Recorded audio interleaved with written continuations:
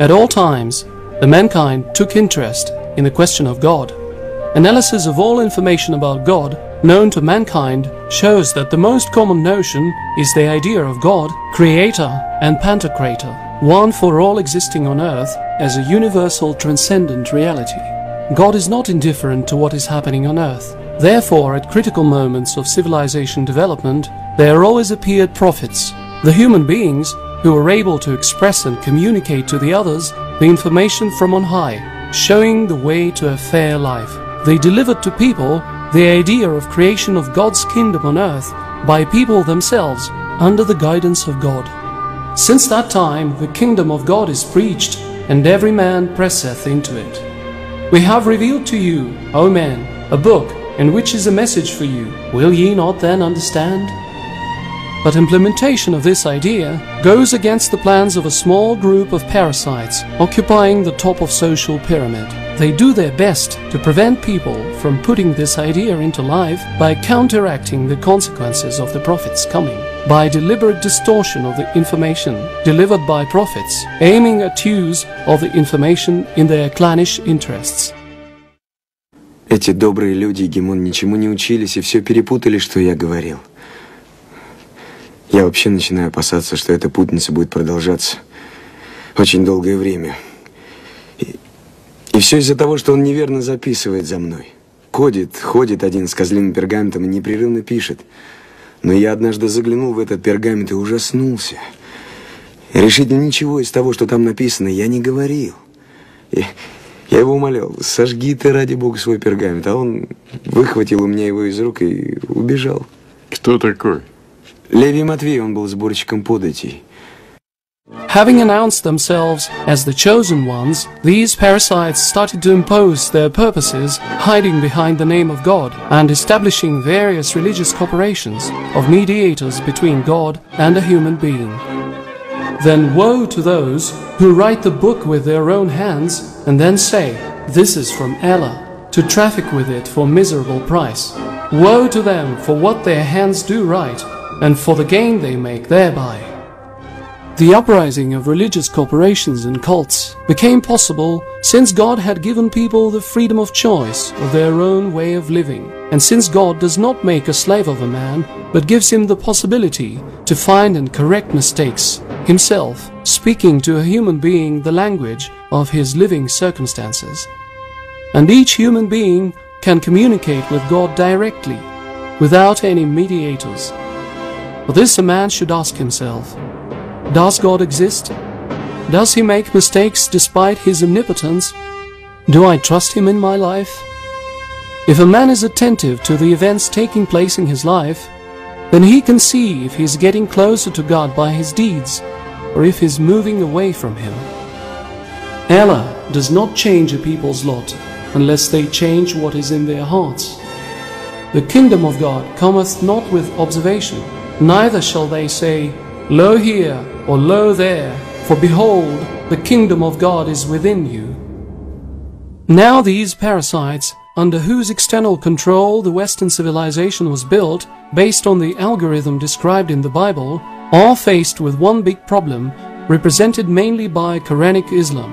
The problem is that the Quran denies the concept of Jews as the people chosen by God, and names the usury of any kind as a deadly sin.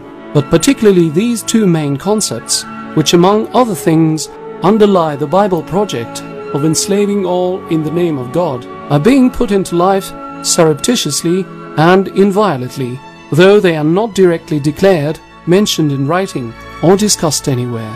And despite the fact that those who consider themselves Muslims do not realize this, the wheeler-dealers of the Bible project understand that the Quran is a potential menace for them.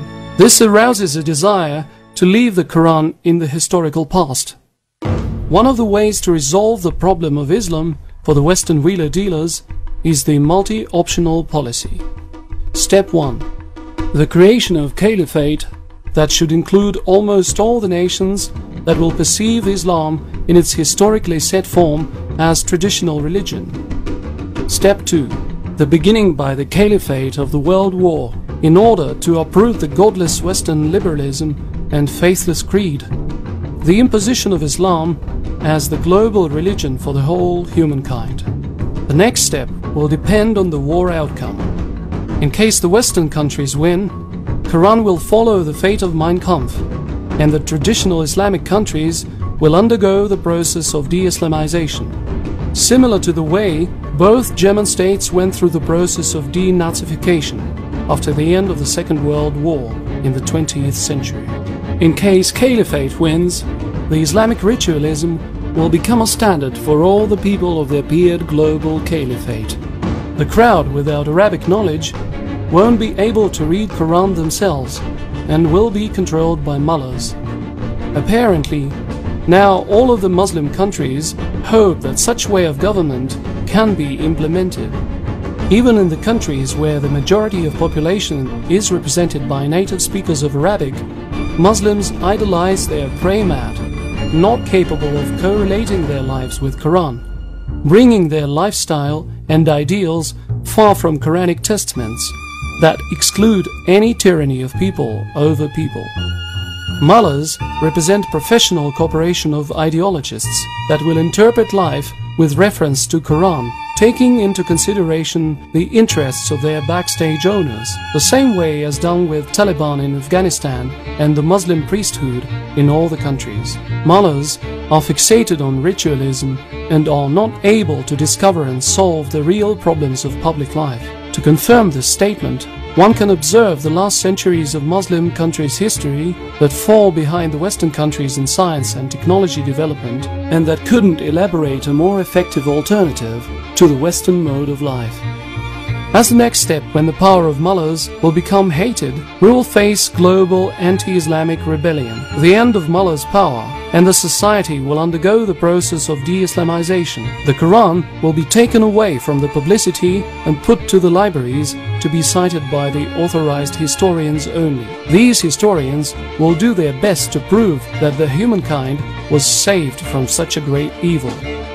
Western middlebrows don't even understand that Quran and Islam have become the main objects of the purposeful calumny and discredit. Middlebrows are incredibly not in position to take Quran, read it as message addressed to them personally, and to correlate Quran with real life, so that to notice all the calumny against Quran and the Muslims' deviation from the true Quran message.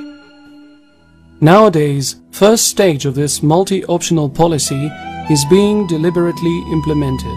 In the Islamic world, those regimes adherent to the Muslim traditionalism and not displaying aggression towards otherwise minded neighbors are being attacked by the opposition of pseudo-Islamic fundamentalist radicals. The Muslim culture is portrayed as enemy. For this purpose, the role of this enemy again goes to the same pseudo-Islamic fundamentalist radicals that undermine their regimes of Muslim traditionalists and display aggressiveness towards different-minded people. To resolve this problem, global terrorist issue was picked up under the signboard of Al-Qaeda. The fight of the West against Al-Qaeda is purposely done by such means that in the Islamic world is perceived as Western aggression. This leads to the appearance of favorable crowd scene for the pseudo-Islamic fundamentalist radicals. Almost all traditionally Muslim countries are involved in this scenario. Afghanistan is used as the platform for drugs flow, as one of the means to sow seeds of hatred towards outside the Muslim cultural area.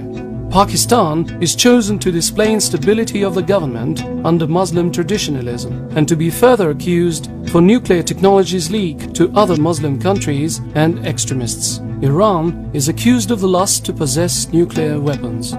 The goal of the Western policy towards Pakistan and Iran is to create caliphate, since Muslim nuclear power would be perceived in the world as real and inescapable threat. The nuclear potentials of caliphate are not planned to be developed to the level fatally dangerous to the West, but it will always be implied in propaganda in order to keep nuclear motive to trigger the coalition war of Western states against the caliphate. For example, this could take place by a single nuclear attack on some countries, taking Israel for one. Caliphate should necessarily be the anti-Semite state so it could be rated as the follower of the Third Reich. Saudi Arabia and the Persian Gulf states are expected to finance their Muslim brothers working for the caliphate. Iraq is planned to be the place for radicalization of hatred towards Western countries to become the capital of caliphate after NATO troops withdrawal, and to be the field of last fight between the good and the evil. One of the options of the above-mentioned multi-optional policy includes the possibility of breaking up of Russia, adding Russian Muslim areas to caliphate. In case this scenario fails, Russia is planned to become one of the first victims of the caliphate aggression and the main field of war between the West and the caliphate. Traditional Islam priesthood has fenced themselves with Quran and ritualism from God, from problems of people and society on the whole, with lives concentrated on the momentary self-interest, and therefore doesn't analyze the global scale events. As a result, it doesn't perceive this scenario, and in case someone notices it, the momentary self-interest is more important for him than unselfish efforts to prevent disasters, the potentials of which have been purposely created by the others for several decades. That's why the traditional Islam is not able to work out a more efficient scenario of the global policy that could become an alternative to the one mentioned above, not to be involved into the anti-Islamic variant. The leaders of other confessions represent the same ritualism addicts as the leadership of Muslims, and that's why everything said about the inability of the Muslim traditionalist priesthood has reference to them as well. The incapability of the countries, both Muslim and Western, involved in this scenario implementation leads to the fact that it could be broken only through the initiative of people, individuals and public organizations. The multi-optional policy aimed at breeding civilizations' conflict does not have the right party. It is impossible to avoid the conflict, thinking that we can all live in peace based on our traditional beliefs, not interfering into the cultures of each other, for two reasons. Reason 1. Norms of social organization and ethics, appropriate for the traditional cultures, don't coincide in all aspects, and in some points are objectively controversial. Reason 2. There are transnational political networks in the world that reach their goals by creation of managed conflicts on the basis of artificial actualization of different contradictions, objectively appropriate for traditional cultures.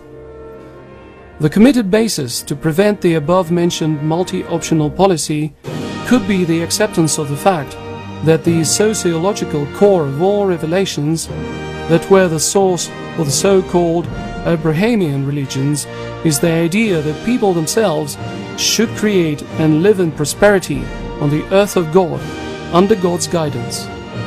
In this world, no one will be slave to another, and all the people will live in freedom, developing their individual potentials on the basis of dialogue with God while living. Dear colleagues, pure thoughts and the will of the righteous are keys to the gates of a pure life full of hope, liveliness and beauty. This is the promise of God, that the earth will be inherited by the pure and the righteous, and the people free from selfishness will take up the management of the world. Then there will be no trace of sorrow, discrimination, poverty, insecurity, and aggression, the time for true happiness and for the blossoming of the true nature of humankind, the way God has intended will arrive. The idea of creation of the kingdom of God on earth, through the efforts of people themselves, under the God's guidance, is the single idea, the distribution of which in different cultural societies can ruin the potential of the above scenario of multi-optional policy that leads to the conflict aimed at leaving Quran in the historical legacy of the humankind. Let there arise out of you a band of people inviting to all that is good, enjoining what is right and forbidding what is wrong. They are the ones to attain felicity. The question arises, What can and must each human being do to disrupt the implementation of this scenario? It is necessary to come to a direct dialogue with God, that is, to a non-denominational level. Then it becomes clear that all the confessions were established to divide and, if required, embroil people, thus realizing the principle divide and rule. The problems of Iran, Afghanistan, Iraq and other countries and diasporas following the historically set Islam can be creatively resolved only on the basis of initiatives of the people, directed at creating Kingdom of God on earth. Unity, an oracle of our century has said, can only be welded by iron and blood. Well, we'll try welding it with love. Let's see which lasts the longer.